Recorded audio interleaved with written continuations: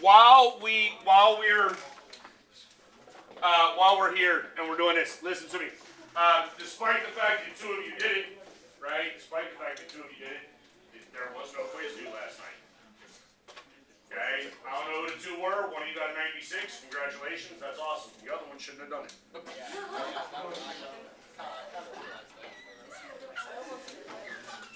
Listen, if you got the 96, I'm going to let you keep the 96. If you didn't get the 96, I'm going to open it back up and let you do it tonight when we finish the lecture.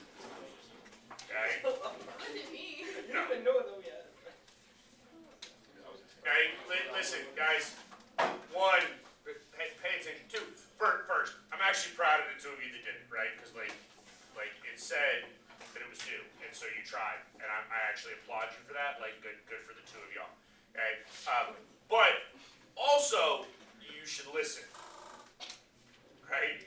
Because I told you yesterday that because things were changing, we were going to do things a little bit differently this week. We didn't do anything really but go over the paper on Monday. So I bumped the lecture to yesterday and today, and that just changed a whole bunch of things. All right. So here we go. I don't remember exactly where we got to yesterday.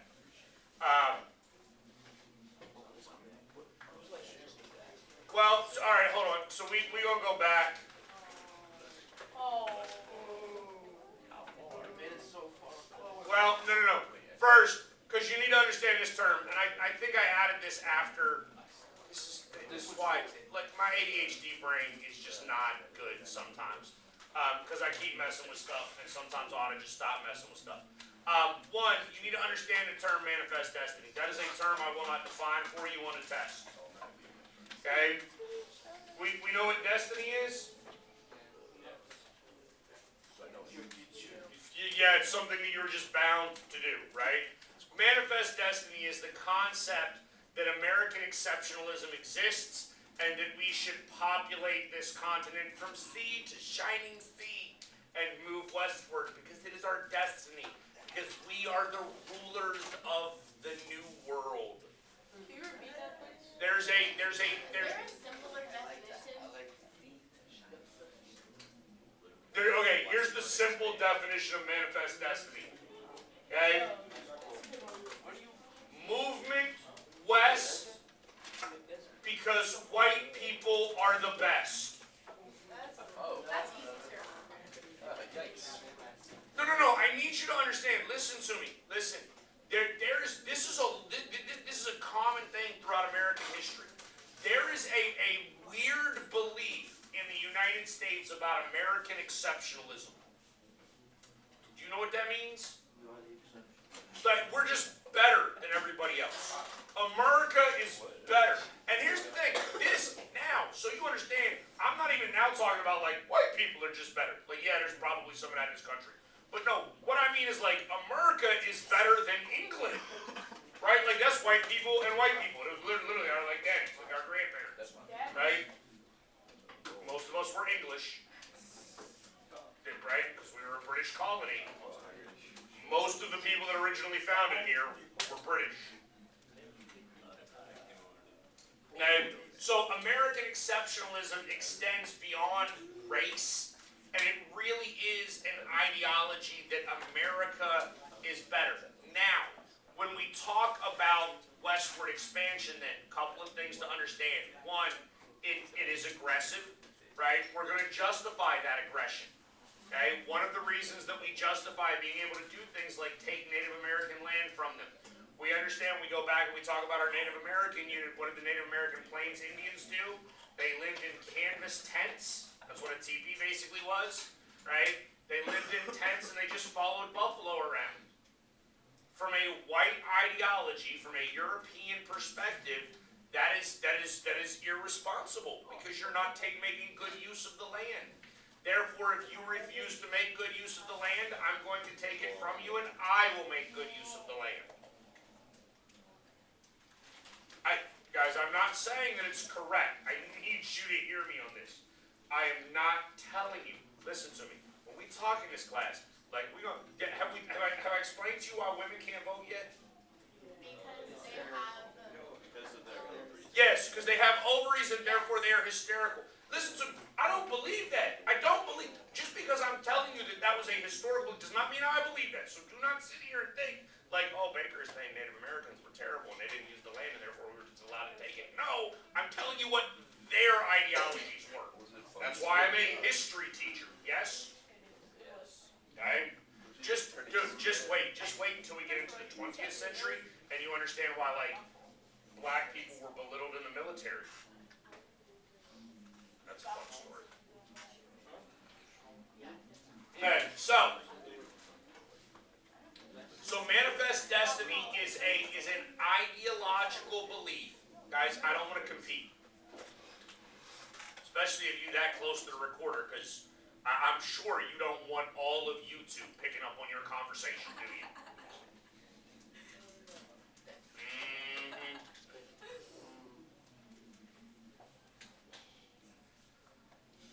So look, the ideology is necessary. You have to create concepts of exceptionalism, of sort of destiny, of like ordained. Do we know what ordained means? No. Like God hath said it should happen. You understand? This is just a broad history concept for you to understand. You understand that if God tells you to do something, you gotta do it. I don't care who your God is. Your God is irrelevant to me in that concept. But you understand, like if Joe Biden told me that I need to kill Caleb, I ain't doing it. Right? I'm not doing it. I'm not doing it. Right? If God told me I needed to kill Caleb. You're killing Caleb. I mean, look, I'm probably a crazy person at that point. But I also might do it. You understand? Like, the behaviors that you will engage in because they are divine, right? Like destined by God, are very different than the behaviors that you would engage in just because another person told you to do it. Yes? Right? So all of this is necessary because I'm telling you, humanity, people, throughout history are going to do what I like to call mental gymnastics. Yes. You know what gymnastics is, right? Where you like jump and twirl and tumble and flip. And it's very difficult to get from point A to point B. You don't just walk there in gymnastics. Okay? Mental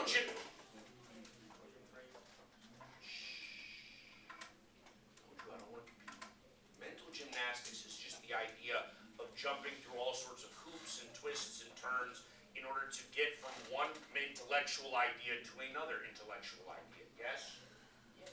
Right? Me just going and taking something from you. If I don't want to be the bad guy of the story, I have to figure out a way to justify that, right?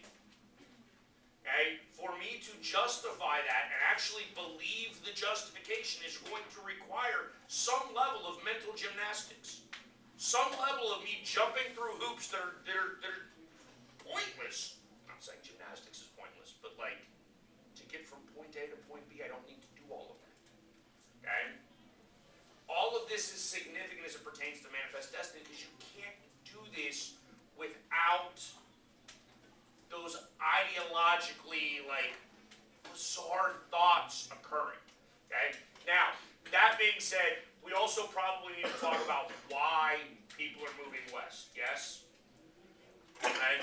And so as we go through like all of westward expansion, which is really like a century plus long, right? Because if we go back to like the very beginnings of the United States, right, 1787, and we're back into the 18th century, people were moving west, and back then west was the Ohio River Valley, right, over here on the map that I'm showing you. And why did people move? Cheap land. That's the number one answer, right? Cheap land.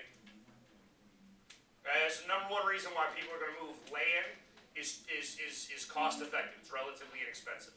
Okay. There are other reasons that people come as well, right? Adventure, opportunity. I mean, a fair amount of it is get rich quick schemes. When you look at westward expansion as it moves into the 19th century, which is what we're talking about now, right? When you talk about all those people that ran into Texas, why did they come into Texas? Cotton, right?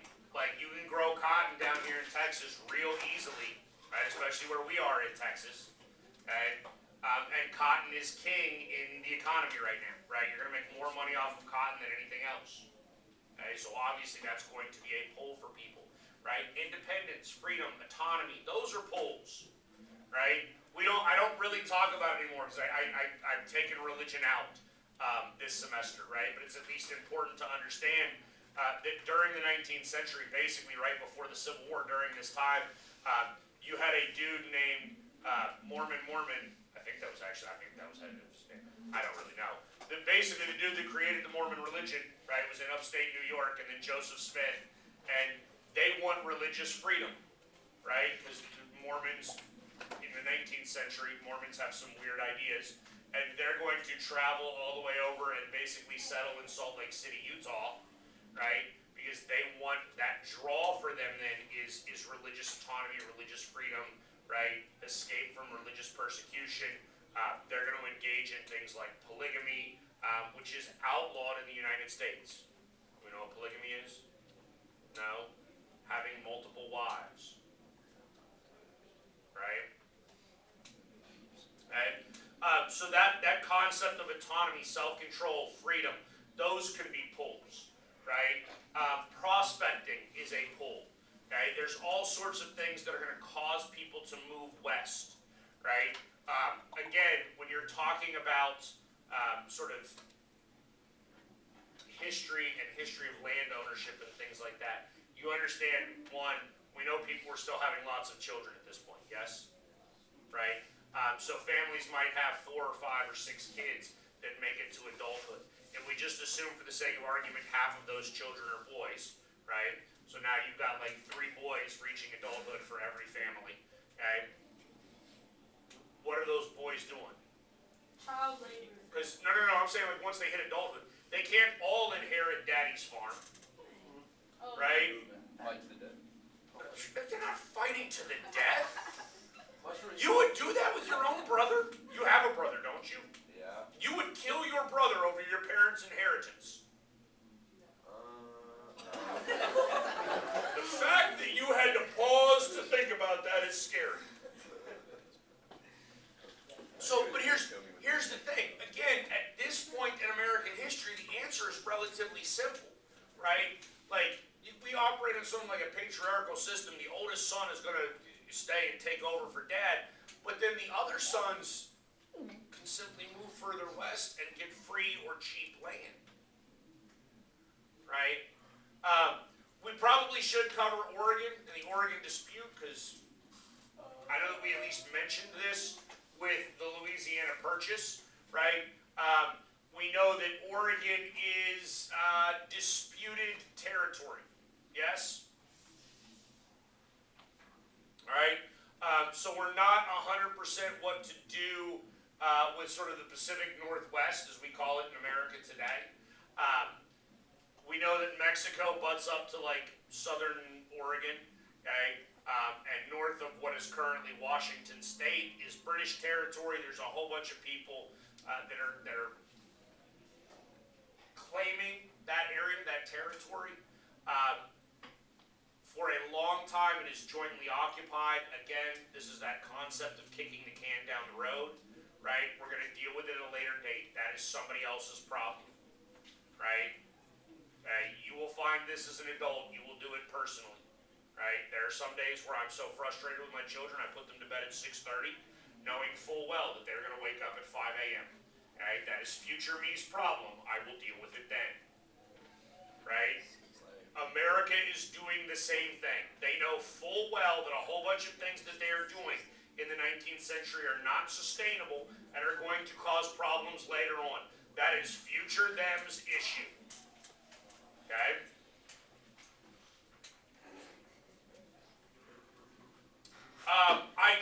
So I want to talk about this because I don't think we talk about mining life very much, right? When we talk about like the California gold rush. First and foremost, because I love explaining this to all of you, because this, just so you understand, the gold rush. You understand that there are like gold rushes in every generation. Yes, it's not actually gold, right? But there's like Well, yeah, Bitcoin might be one, right? Like that might be a decent example of a gold rush in y'all's generation. Well, maybe slightly before your generation, because I knew about Bitcoin when y'all were like, I don't know, what, kindergarten? Dang. Oh, dude, I still kick myself every day. I came this close to buying $100 worth of Bitcoin when it cost $100. I remember. My dad apparently knew about Bitcoin when it was a penny. He didn't buy none either. Your dad is a silly man. At the time, I didn't buy things online, and I was like, I don't really need online currency, but I should. Oh God, because at one point, like one Bitcoin was worth like what, $30,000, right? Which means if I bought 100 and they were worth $30,000, I would have turned $100 into $3 million. Oh my God. Hey, you think that's bad? Some dude bought 2 Papa John's pizzas for like 52,000 Bitcoin. 52,000 Bitcoin. Did you spend like something like a billion on pizzas? Dude, I can't even do the math. I can't do the math in my head on how much that actually is now. It was like 8 billion. Yeah, I like for 2 pizzas. Like, If I was that dude, I would cry hysterically forever. It's like a, Listen, yeah, I'll be honest with you. If I was the like the Papa John's owner of that Papa John's, like that dude would get free pizza for the rest of his life. yeah. Like, okay, but here's the thing: how do you get rich in situations like this? It is literally So here's the thing: you're right. Like, if you want to go out there and look for gold, it's a huge gamble. But guess what? There's a way easier way to get rich. I know it was in the reading, dude. What is it? It's you sell you upcharge on like the Yeah. tools you need. Don't go look for gold. Listen to me. Everybody and their mother running to California looking for gold. Everybody and their mother running to California and like buying up property and being like, I'm gonna go dig for gold and I'm gonna get some pickaxes and some pans and then that. Don't go look for gold. Sell them all that crap at a significant markup. Isn't that what Right? And then, here's the great thing, because what you can do at that point, right, you basically sell it to somebody, and let's just say for the sake of argument, you sell somebody a pickaxe for $10, right? They go out there and they're just like hacking away at the land trying to find gold. They're there for a couple of years, they don't find nothing. They're out of money, they gotta leave, right? Now you can go buy that pickaxe back for a nickel, right? Sharpen it, turn around, sell it again. Right? Okay? The way to make money is not to follow the trend of like, hey, let me find gold. No. Go. Right?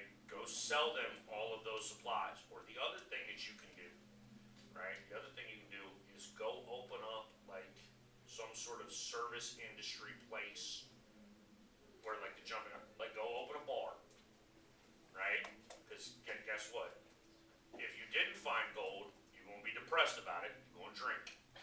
And if you did find gold, you won't celebrate and you won't drink. All right. Either way, if you own the saloon, you getting paid.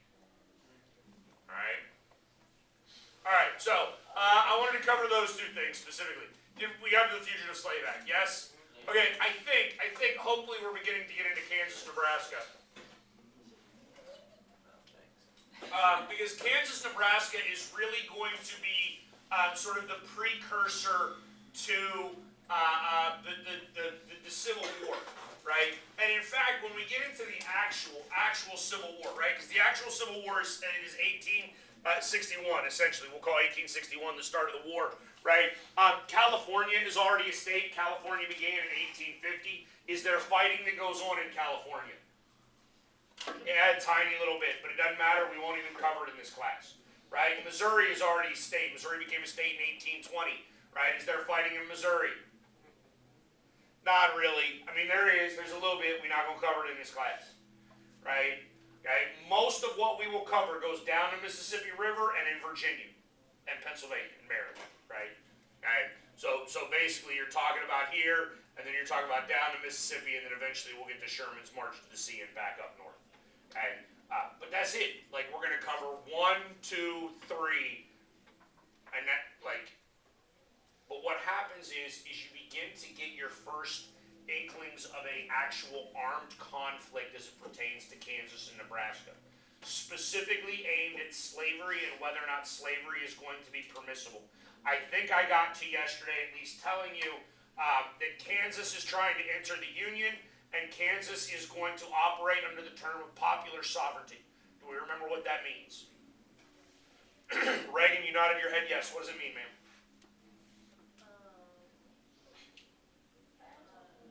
Isn't it like where the people have like a say?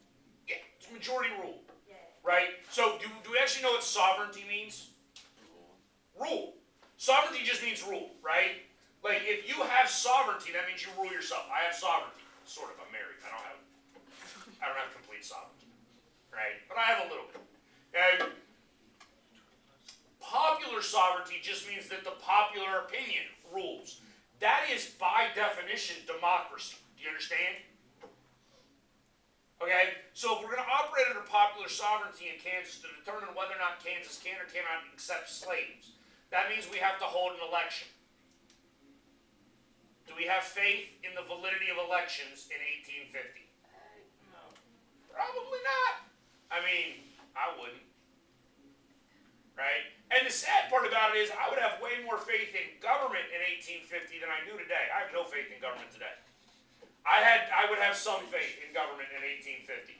Right? But I would have less faith in the election today, the election then, than I have in the election today. Right? Both sides are trying to stuff the ballot box. But it's a really interesting concept in terms of what it's playing out and looking at the actual cultural differences. Right? Lawrence, Kansas is a great example when we get into Kansas and the difference between northern and southern ideologies as to what happens. Right? When southern slave owners enter into Missouri and Kansas, what do?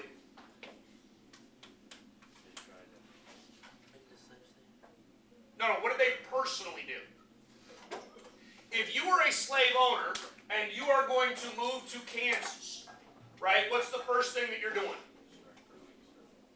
Buying cheap land. So you would buy land, right? Once you have secured the land, what's the next thing you got to do? You got to build a house, yes, right? Because you've got to deal with like survival things first, right? Before I can start planting corn, cotton, wheat, whatever, right, and making money, I've got to do some basic things first to provide for my own survival. I've got to build a house, I've got to dig a well, right, I got to do those things, right? Northerners that are coming in, right, what do they have to do first? They got to buy land, right, and they got to build a house. So at this point, we have the same mentality, yes? Now, once we have provided for our most basic needs, what is the southerner doing? Starts a plantation and wants to have commercial agriculture. What are the northerners beginning to do? Not manufacturing yet. Manufacturing still requires some things that we're a little ways off on, right? Because you would have to have some sort of like power source, which means you would need to be on a river or a stream or something of that nature, right, in order to have some level of hydroelectric power. And before they have done that, right, and I think somebody over here said what they're doing, they're going to begin to create community, okay, meaning a town. What are the two things that northerners are building immediately? A town hall. Well, so a lot of the times your town hall, if we go back and we look at history, town halls were also what? The church. So we build a church. What's the other thing we need to build? What? A school. Those are the number two thing, the top two things that the northerners are going to come in and look to start building. Okay? Now here's the thing, and the school becomes the wildly significant one. Right? Because what is school doing? It's Hopefully. What does that mean, though? Knowledge Putting is more power. decent ideas in the kids' heads. What is education? Where you learn stuff. Learning stuff you didn't already know before. Which is the definition of what? Education. The word I'm looking for. Progress. Do you understand that? It's progress. Right? Knowledge builds on itself. Yeah? Right? None of you, right, I could not walk into Jensen's math class right now and start just pumping out equations. Can't do it. Right? Because I don't have the foundational knowledge to it. Okay? I would need to go back to school and probably go through college algebra first, right? And then maybe like pre-cal in order to be able to go into her class and do some of the things that would be expected in her. Okay? So as you're building a school, it is aimed at generating progress within society and the community. Does the South want progress? No. The South does not want progress. Okay? Now this gets into a concept that we'll start talking about next semester, right? In terms of liberal versus conservative ideology, and we'll continue that conversation next year in government class. Right? Conservative ideology as an ideology, not what you think about today in terms of politics and Republicans and Democrats, but conservatism, right, as an ism, as a way of thinking, just means maintaining the status quo. Right? Liberalism as an ism, as an ideology, a way of thinking, right, means doing things differently, trying new things, right, like creating new experiences. Okay? The North is aimed at that, and this is a huge cultural split because you cannot do both. Slavery is not reconcilable with progress. It is by definition anti-progress. It has to be, because it has to maintain the status quo. See, here's the thing. When you talk about labor movements throughout American history, right, what do we do regularly? We have technological innovation that decreases labor costs, right? So now people can make things faster, right? And I don't care what the invention is, right? Whether it's like a computer, all right? So now you can type things faster, right? A typewriter, you can type faster than you can handwrite, right? I mean, the radio, you can send information further. You don't have to do it by post, right? Which speeds up time processes that things take, okay? All of that is about making things more efficient. Slavery does not want to make things more efficient because their labor costs are already as efficient as they can possibly be. From an economic standpoint, slavery's labor costs cannot get any more efficient because the labor costs are zero. You can't get into the negative, right? But if I have a business right now, right, and I can figure out how to make my business more efficient, okay, by purchasing some sort of machine that will do some job faster for you, right, to where now instead of you doing it by hand, you're just popping something into the machine and it's spitting it out quicker, right? That means I can produce more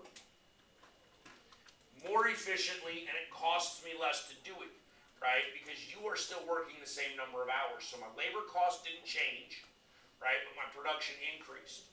When your labor cost is already zero, it decreases the need for innovation, for progress, for anything like that. Okay? Interestingly enough, slavery is bad economically. I mean, all of us understand it's bad morally, hopefully. Right? Because at some point in time, maybe in your lifetime, you're gonna have the moral question as to whether or not you should be able to own a sentient being, right? Like, if your Roomba can all of a sudden talk back to you and think for itself, right? Can you own a Roomba and make it clean your house, or should it have some level of freedom?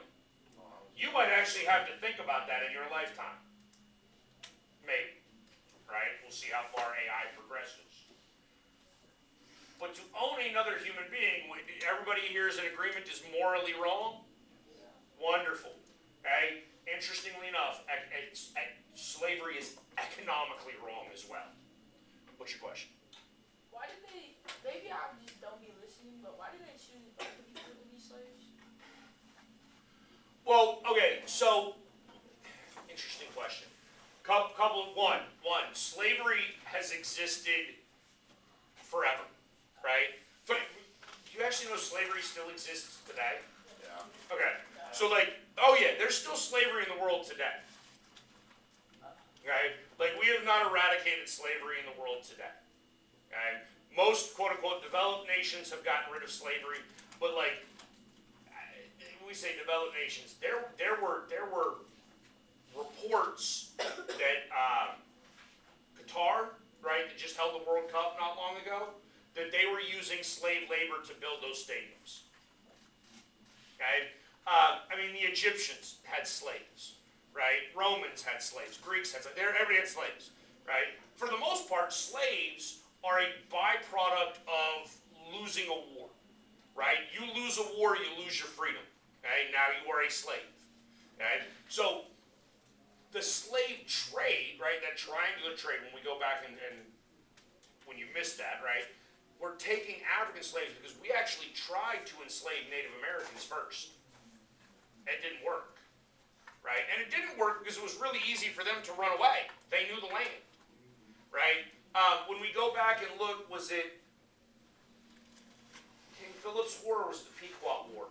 One of the two of them, the losing tribe, we basically take them, put them on a ship and send them down to Jamaica or Bermuda or Aruba or wherever. We sent them to a Caribbean island and sold them into slavery there because you couldn't even go sell them into slavery in Virginia. There's at least it's like the difference between speaking Spanish and Portuguese. You know what I'm saying? Like you don't speak the same language, but y'all can understand one another, yeah? Right? So if I took a Pequot Indian from Massachusetts and I sent them down to where the Algonquins were in Virginia, like they're gonna be able to communicate at least a little bit. So that dude could run away and just go join the Algonquins. Right? So Native American slavery didn't work. So our other option was let's import people from somewhere else who don't know the language, don't know the land, don't have anywhere to go. How did they get them from? They traded for them. So basically African tribes warred with one another, right? I mean, it actually incentivized war in Africa because coastal African tribes would go into Africa, right, and raid African villages, basically start wars, round people up, right, and then bring them back to the coast and then sell them to the British, right, in turn for sometimes more guns so that they could wage more war, right, but also for a variety of other like goods and certain like goods, right. It's a actual like trade process that goes on, right? But when you look at the triangular trade and the slave trade, it's probably important to note the vast majority of slaves did not come to what is the United States today. Right? The highest percentage of slavery import went into the Caribbean islands because there weren't very many white people there. And the largest raw number of slaves went to Brazil. And it's not close. Brazil imported millions of Africans. Alright? Okay, so Bleeding Kansas, this is the actual name of the precursor to the Civil War. That's what I'm going to call it. I don't think you can call it anything else, right? It's a precursor to the Civil War, where basically like pro-slavery governments and pro-union or anti-slavery governments are creating their own governments, trying to hold their own elections, and reconciling some of the differences. And there's a lack of faith on both sides, right? Because there were a whole bunch of people, and this is probably true, you probably had a bunch of people over here on the Missouri border that were crossing into Kansas and voting in favor of slavery even though they didn't live in Kansas. Okay? Alright? Because this is just a fun story, the violence that is occurring prior to the Civil War obviously is not just in Kansas, it spills over elsewhere.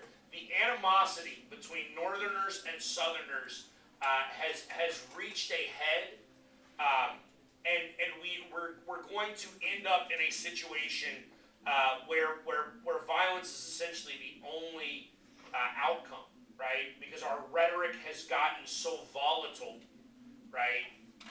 We know what that means? Like verbally violent, okay? That physical violence is the only thing left, okay? So Charles Sumner basically gives a speech on the floor of Congress about how like evil slavery is and how Southerners are wrong to be doing things. He actually like called out. No, he didn't call them out by name because that's against the rules. But I think it was very apparent who he was talking about. That dude was an older guy. I don't even think he was there when he was being talked about. But his son-in-law, no, cousin. I thought it was son-in-law. Whatever. Family member. Some kin was in the House of Representatives, right? And was like, you can't insult my kin. And then came over there with his cane and beat the dude half to death on the floor of the Senate. Like we beating each other up in Congress. I thought it was supposed to be civil. It's supposed to be. Right? Civility, especially at this time, civility in government is not great. Right? This is going to really lead us to the election of 56. Okay, so Fremont is the Republican, Buchanan is the Democrat. The Democrats are going to endorse some things that are aimed at trying to fix issues, or again, at least kick the can down the road. Republicans are not quite willing to do that. They want to put things to a head and realize, like, hey, we got to take a stand now, and we've got to deal with this now. Buchanan is going to win. Buchanan is a fairly interesting person. I mean, there's some beliefs that Buchanan was a homosexual, right? Because he never married. And at that point in time, if you don't marry, people ask questions. Y'all know that there's a dude currently running for president of the United States named Tim Scott, who's a lifelong bachelor, and they're saying the same thing about him. What is lifelong bachelor? Means he's never married. I thought it meant like you're going on TV shows. Like you're looking for a man. No, a bachelor is the definition of bachelor is anybody not married. Any adult male not married. The definition of a bachelorette is any adult woman not married. Right? To say somebody is a lifelong bachelor, that means they had no desire to get married. Right? They didn't want to be married. So yeah, again, rumors about Buchanan. That's really all it is. But Buchanan is fascinating in history because the reality is that if the South wanted out, they should have left now. Right? Now Buchanan fills his cabinet, like he fills government with pretty much pro-slavery people, right? He doesn't want to end slavery. He's not aiming to end slavery. But he is also, by most accounts, somebody who did not believe secession to be illegal. Okay? Which means that if South Carolina had looked at Buchanan and been like, hey, we're out. We're leaving. Deuces. Buchanan would have been like, all right, bye, man. Have a good life. And that would have been the end of it. Okay? Now there's other presidents. We already talked about Andrew Jackson. Jackson is a Union first guy. If South Carolina had tried to, Andrew Jackson threatened to murder his own vice president over South Carolinian secession. Would that have been treason? That would have been treason. Well, treason is just losing. Treason was only the lead. One man's traitor is another man's freedom fighter. George Washington is a traitor to the British, right? But he is a hero to Americans. Okay? I do want to cover the Dred Scott case. We'll cover this a little bit more detail next week when we talk about sort of the life of slaves. Scott is basically a slave. He is eventually taken to a place where slavery is illegal. He uses that to sue for his freedom. The Supreme Court tells him no. And it's actually more complex than that, and it's way worse. Amongst the things that the Supreme Court says, they say that you're not a human being, therefore you're not a citizen, therefore you can't sue. You're actually property, not a person, which is terribly, terribly detrimental. The 14th Amendment is actually going to be aimed at fixing a fair amount of the Dred Scott decision. Yes, ma'am. What? So here's the thing. Part of the ways that they said no, this is a really complex case. Part of the ways that they said no is that they said that the Missouri Compromise was unconstitutional, right? Therefore, the manner in which territories had determined whether they were free or slave is invalid. Dred Scott is not a person, therefore he can't sue. He doesn't have legal standing. He's not a U.S. citizen. He's not subject to the Constitution. There's all sorts of issues. Hi, guys.